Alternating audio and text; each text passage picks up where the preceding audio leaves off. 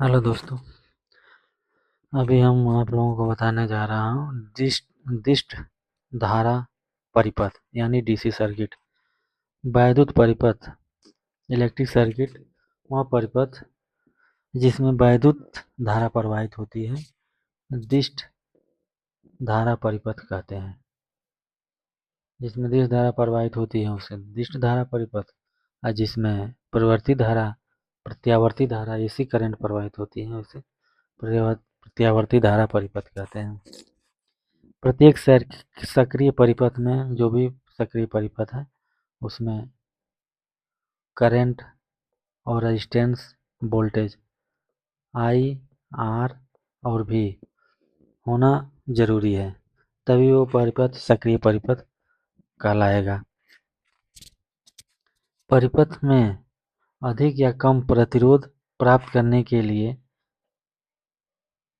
परिपथ को आपस में जोड़कर प्राप्त किया जाता है। इसमें जोड़ने की दो विधि है, श्रेणी श्रेणी संयोजन और समानांतर संयोजन। श्रेणी कनेक्शन और समानांतर कनेक्शन। और जो है कि इसमें डिस्ट करंट जो दिया हुआ है, direct current the current that always flow in one direction is called direct current. Direct current supply by a cell या battery. DC generator is direct current.